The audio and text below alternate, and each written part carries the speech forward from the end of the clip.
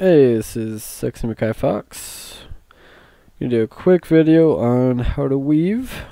It's from a couple of my buddies to get the idea of what's going on with it.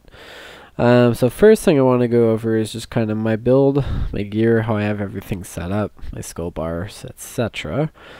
So you have an idea of what I'm working with here as a Sorc DPS.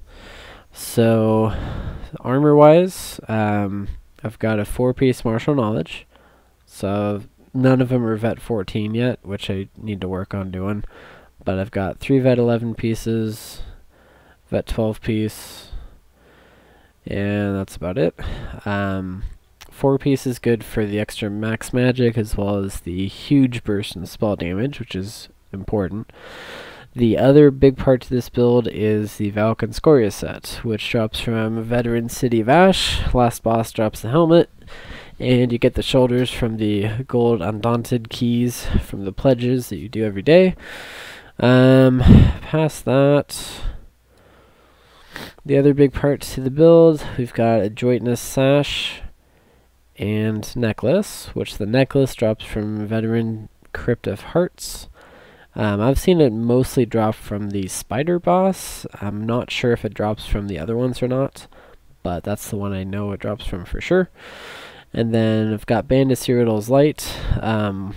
If I was richer or had more AP, I would have gotten the vet 14 versions, but I'm kind of a broke son of a bitch that can only afford the vet 6s. So that's kind of what I'm using in the meantime. Weapon-wise, I've just got Inferno Staff of Torg's Pact, which I'm using so I can get my Master Inferno Staff. Master Staff is going to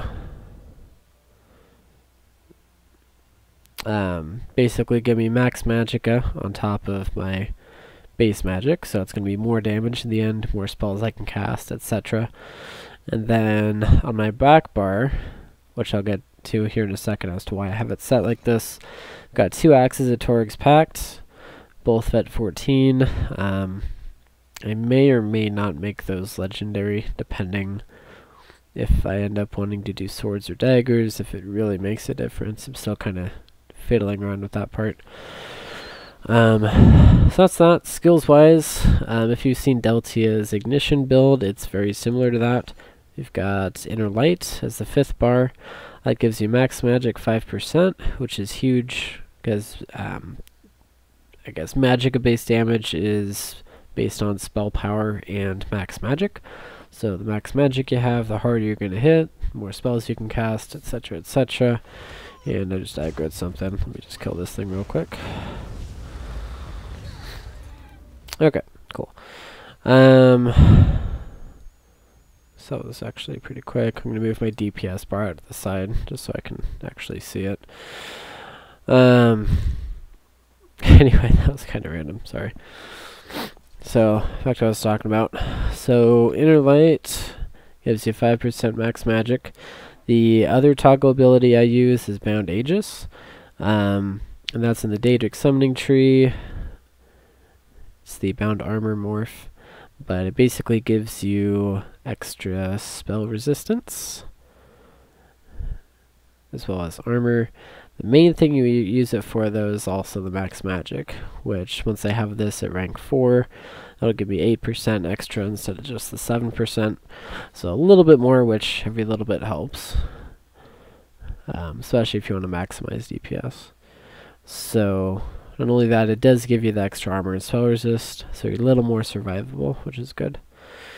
Now, like I was saying, the way I have my other abilities set up, there's kind of 3 things going on here. So first, on this back bar, well, I guess let me start with this front bar first. So you notice on this bar I've got 2071 spell damage.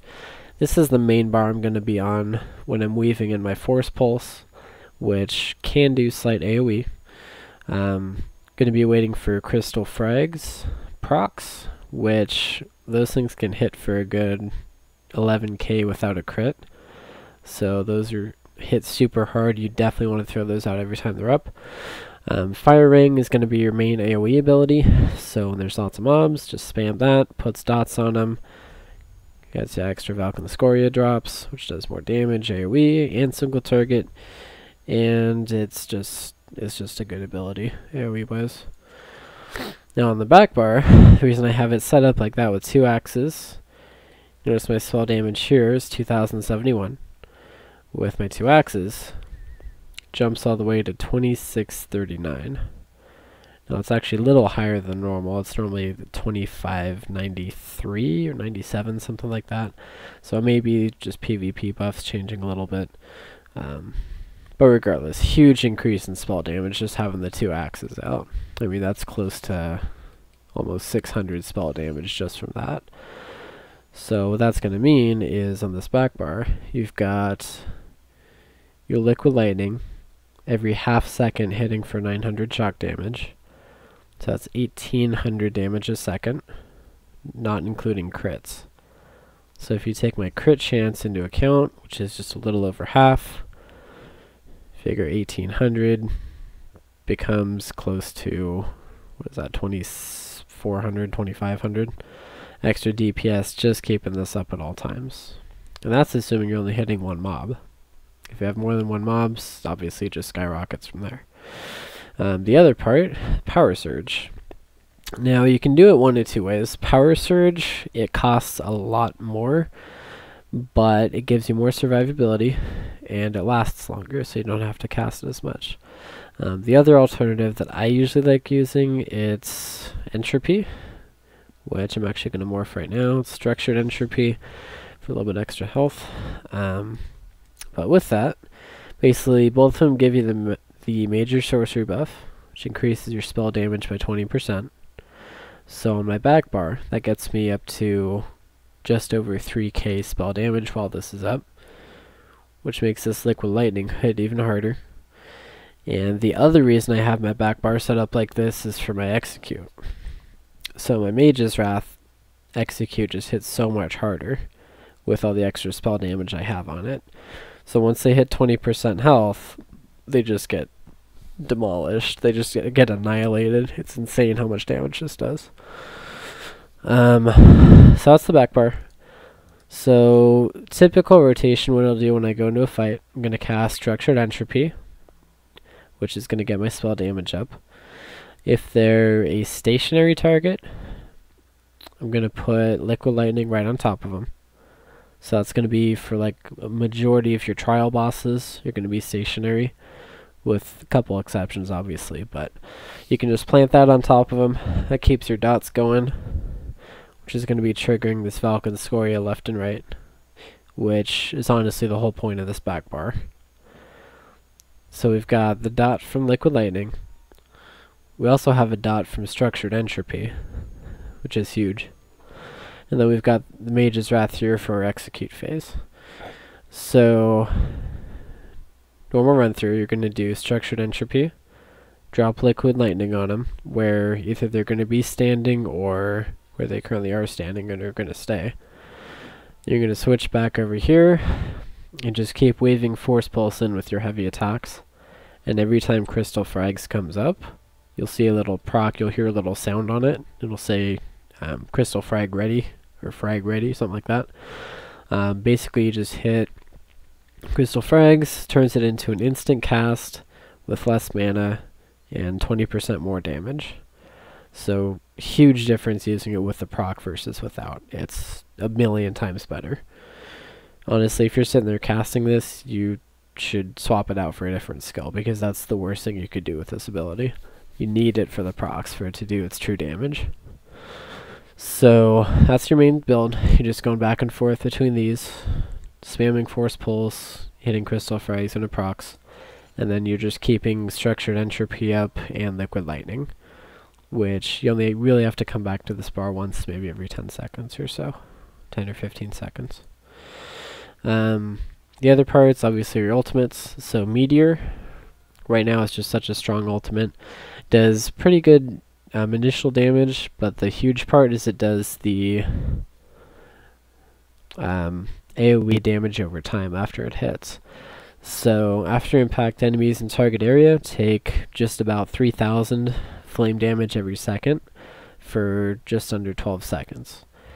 So you figure 3,000 times 12, that's close to 36,000, right? So, I mean, that's going to be huge amounts of damage you're seeing right there.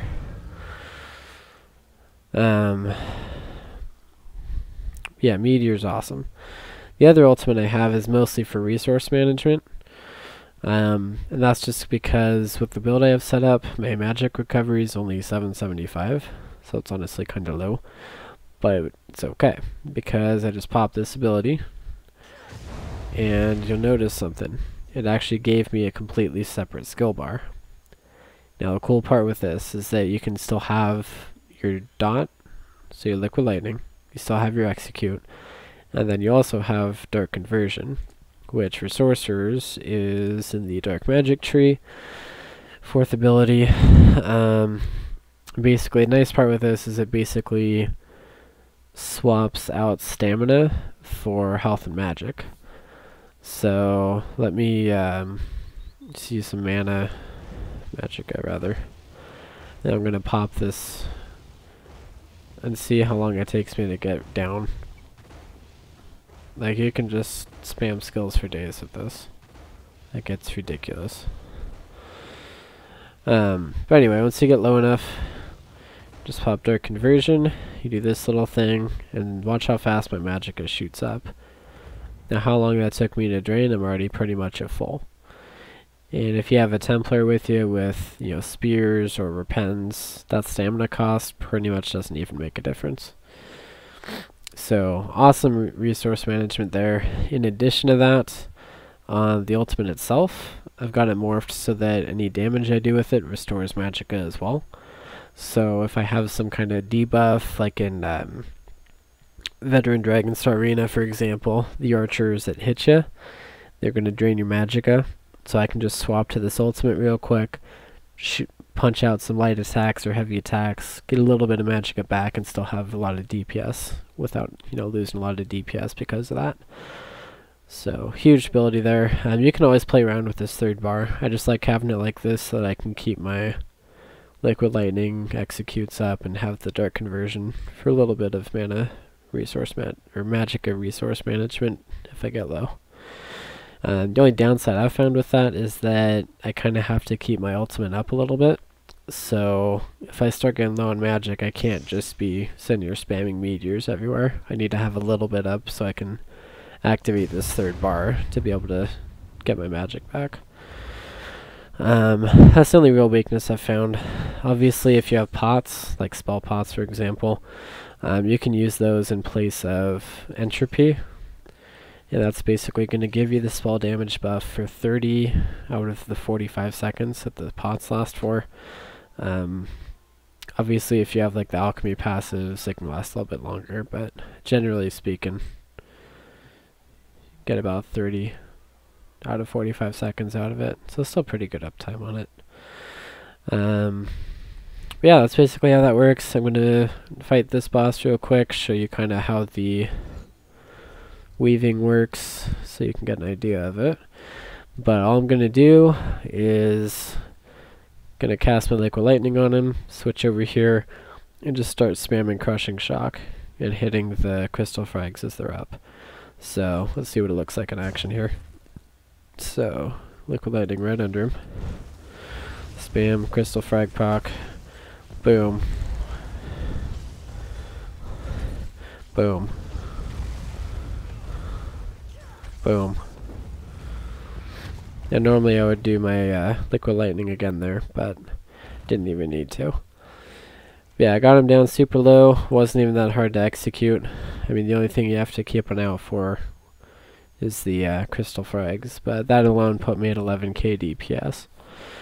And if you can imagine doing that on a long-term fight with a boss, when you're keeping your liquid lightning up, getting your crystal frag procs, getting your Valken Scoria meteors dropping everywhere, dropping your meteor ultimate, you know, having group buffs and everything. I mean, you can easily hit 13, 14k, rather, 13 or 14 k DPS in a trial group pretty easily. Yeah, I just wanted to give you an idea of what that looks like, just so you can see it a little easier in case it was kind of hard to see in the video. So, heavy attack ability, heavy attack ability. So I mean, you're basically just canceling your attack animation with your ability. So if you notice with the heavy attacks I'm doing though, I'm not charging them for very long. That's another big part you want to get used to. So I see a lot of people that they'll be like, oh yeah, I'm weaving, look. They'll charge it up for a long time, do that, and then charge another one for a long time, and they're just doing terrible. Like, this is not efficient whatsoever. Like, you'd be a lot better off just spamming your ability at that point, not even attacking. So the whole point of weaving is that you make it seamless, so you basically get free auto attacks out of it. So to do that, you could do light attacks, which, yeah, they do a little bit of damage. They're pretty easy to animation cancel, but it's not optimized. To optimize it, you just do a lightly charged heavy attack. So instead of waiting for the whole time for it to charge back, you just do a little bit. So that was even too long. I'm doing this for exaggeration, but you notice with the heavy attacks it's shooting 2 fireballs out, whereas with the light it's only shooting 1. So once you get the timing and everything down, you can do it to the point where, as you see the heavy attack animation start, you can let go, and it shoots the 2. So this is kind of what weaving's going to look like in an actual fight. Stamina builds are pretty similar. Some weapons you do light attack weaves, other ones you do heavy attacks. I mean, it really just depends on what you're going for. But with this particular build, I mean, the heavy attacks are going to be where your damage comes from. Not only for the actual inherent damage with it, but in the Destruction Staff passives, you have a lot of passives in here that trigger off of heavy attacks too. So this one specifically, so heavy fire attacks are going to deal 15% additional damage. So with those heavy attacks that were not fully charging but just partially charging, I like to call them medium attacks personally. It's just a lightly charged heavy attack. But that's going to get you that extra damage percentage on top of your normal damage on it. In addition to that, let's see if there's any other... Yeah, so reduces the time it takes to charge a heavy attack. So that's just going to be faster weaving, more damage overall. Yeah, I mean, super huge. It adds a lot of DPS to it. If you look at my meter for the last one, my Force Pulse gave me almost 3,500 just with that. Crystal Frags, almost another 2.5. My heavy attacks by themselves gave me 2,000 DPS. So without that, you know, that turns a 9k DPS into an 11k DPS. So it makes pretty big difference. But yeah, I mean, just little things like that actually make all the difference when it comes to DPS. So yeah, I just want to make this video real quick. Gonna upload it and see if this works. Thanks for watching.